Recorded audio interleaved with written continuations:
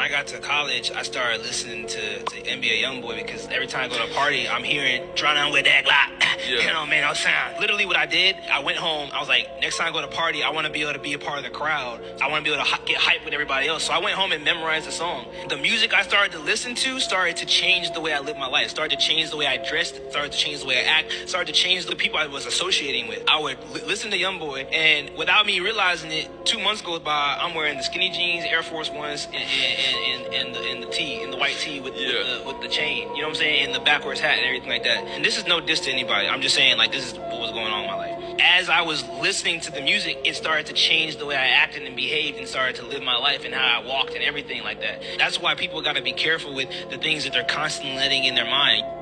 Okay, so boom, part 2 of This Man is a Clown. So I made a post yesterday, and a lot of people had something to say because they claimed that music is just a source of entertainment. My question to the people is, do you believe that music can have an influence on you? Yes or no?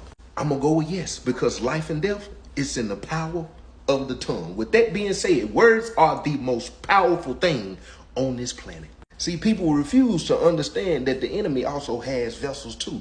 He also gives them gifts and abilities too. He also gives them powers too. And you wonder why people stay up here in certain places for so long when it comes to wicked and evil. It's because, let's use this analogy. If you got a plug, let's say connected to the cartel, and you wonder why these folks never end up in a situation, but the ones who nickel and diamond and still penny pitching, they still rotating in and out of jail. They can never get up. They always end up in situations in the streets.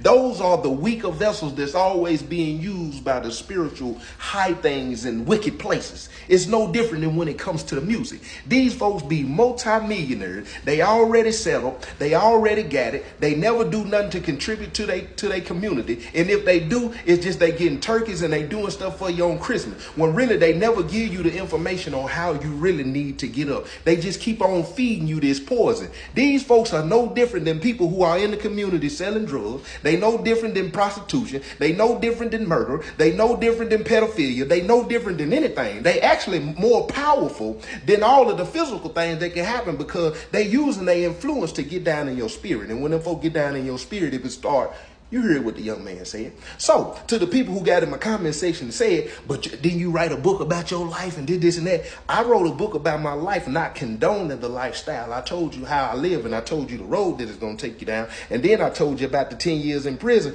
that I did, and I left it with a message. Explain to me or show me any rapper besides Waka Flocka who will tell you that that ain't the life to live and where it's going to lead you and what it's going to cause in your life. He's a clown.